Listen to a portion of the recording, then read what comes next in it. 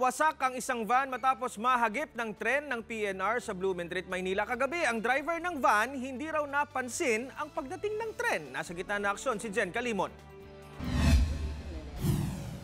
Sa CCTV video ng Barangay 356 Santa Cruz, Maynila, makikita ang pagdaan ng isang van sa southbound lane ng Rizal Avenue, Blumentritt mag-aalas 8 kagabi.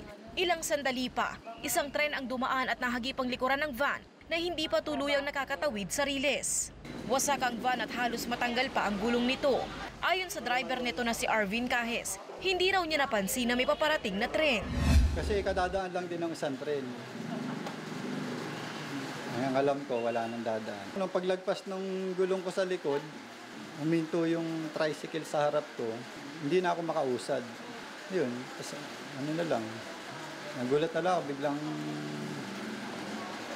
may sumalpok sa van. Pati ang center island na ito malapit sa riles, nawasak din sa insidente. Mabuti na lamang at walang nadamay na bystander at tanging pananakit lang ng katawan ang iniinda ni Cajes. Himalang nakaligtas ang driver ng van na ito matapos siyang mabangga ng PNR. Ang isinisisi niya sa insidente, ang barrier ng PNR na hindi umano bumaba. Wala namang pulang ilaw na nakaano sa akin eh. Tsaka yung barrier ron, hindi talaga nakaharang. Hindi ibig sabihin, passable siya. Tumanggi naman ang pamunuan ng PNR na sagutin ang tanong kung nagkulang ba ito sa pagbibigay ng warning signal. May spokesperson naman po kami. Kaya ang tanong ko lang po, sira po ba yung barrier? Hindi. No po, no po, no. Ang problema ngayon ni Arvin ay kung saan kukunin ang panggastos sa pagpapaayos sa van na gamit niya sa hanap buhay.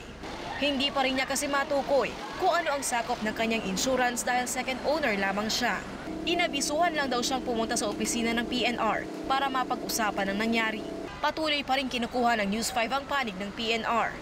Iniimbestigahan na ngayon ng Manila Traffic and Parking Bureau kung sino ang responsable sa insidente. Umaaksyon, Jen Calimon, News 5.